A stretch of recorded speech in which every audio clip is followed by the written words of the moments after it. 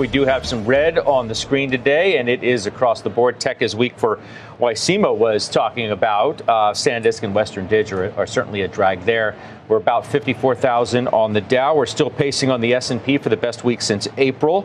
We've had a lot of calls, Josh, lately about 8,000 on the S&P. Yardeni's at 8250, says that could be conservative. You've called it one of the healthiest, if not the healthiest tapes that you've seen in an awfully long time. Tom Lee says you could hit 8,000 this month. And earnings are the story. They're the story in all caps.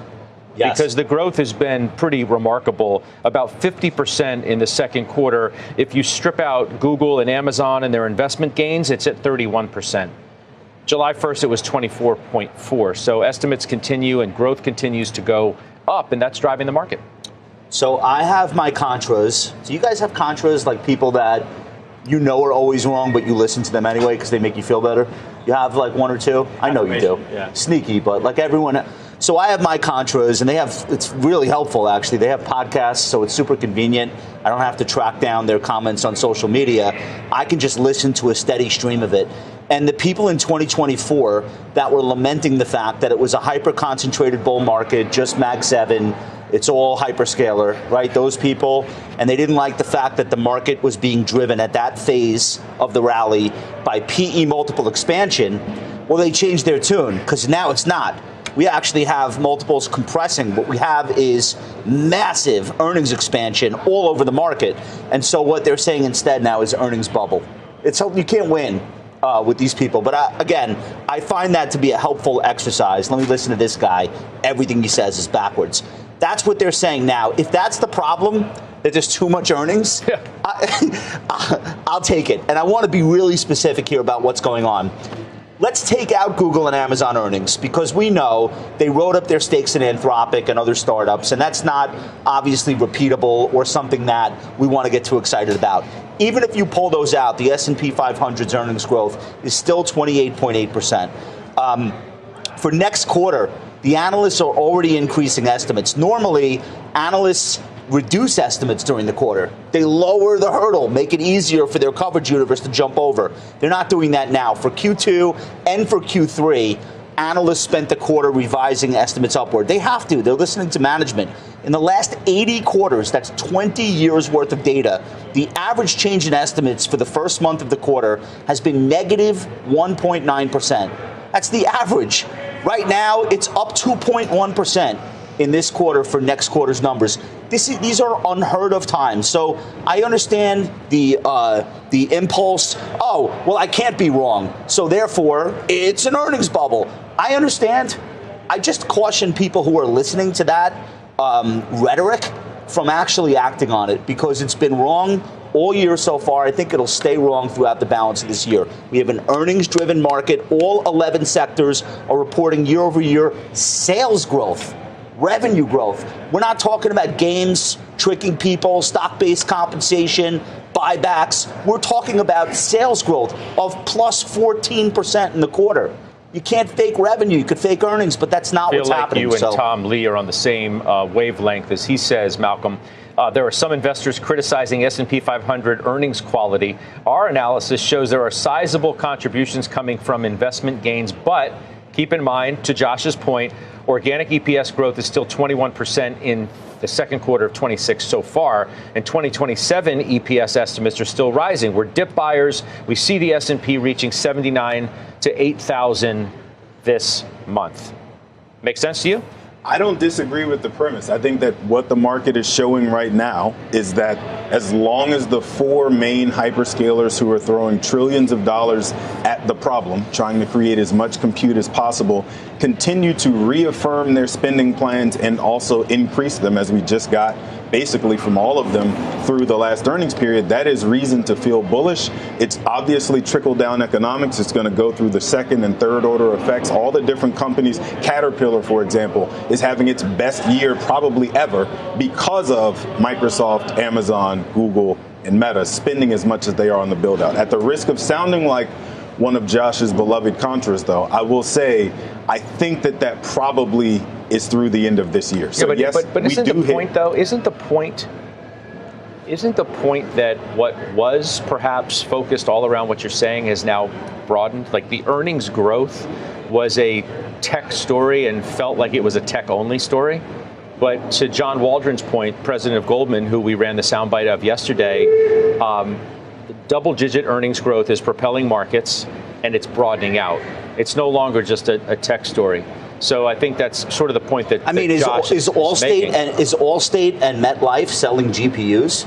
Allstate and MetLife, I really believe the story of insurance companies as an example of companies that are using AI, turning it on their businesses, weaponizing it against the problems that they once had, and using it to get more efficient. So their operating margins are getting far better. The point, though, is that the market only cares about one particular theme right now, and it's trickling through all the other different sectors that touch the AI revolution. Well, I mean, it happens to be like one of the most powerful themes in the history of I'm not saying that the United States economy. I think every bull market is that, though. I'm not saying that it's not warranted, so I want to make sure that I'm clear about this. I think that we could get to 8,000 very soon because of the belief in what we're looking at right now. The question is, when does it stop? And I think that's the part that the bullish folks like a Tom Lee, for example, are not necessarily looking that far out and saying. They're saying this particular quarter, we get to 7,900, 8,000, and we'll see where we go from there. I agree with that. But I think beyond that is where we have to have the conversation of what causes that to slow down if the spending slows down, because I think there is a pull forward that has happened.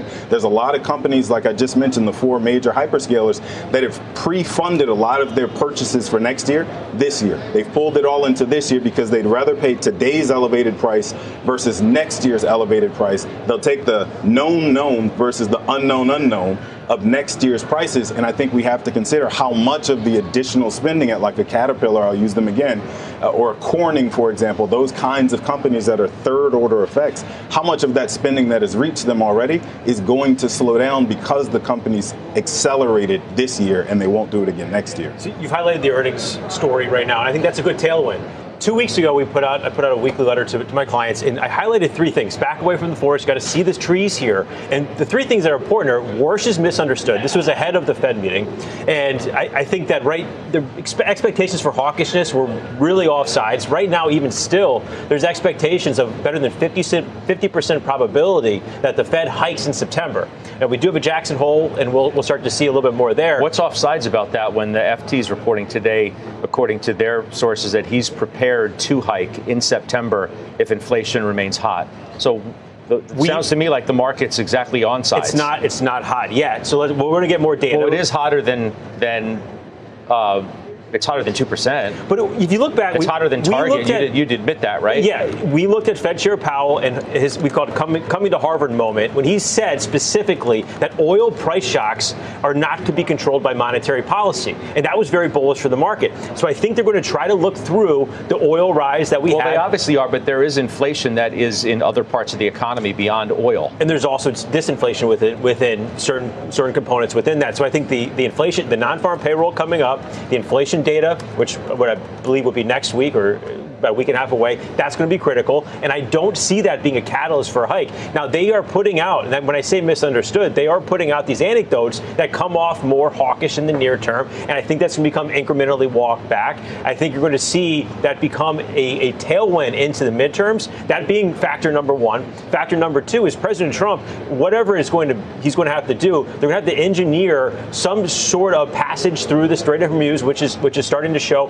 The market's going to find that favorable. Trump does not want voters at the ballot box in the midterms with the war taking place in the middle of the war and oil above $90. So I think that's going to be a tailwind as well. There's no better way to goose the economy when you look at those two. And then the factor number 3 is what we've learned from earnings, as emphasized it as well, is the market's compute constrained. The AI build out is very compute constrained.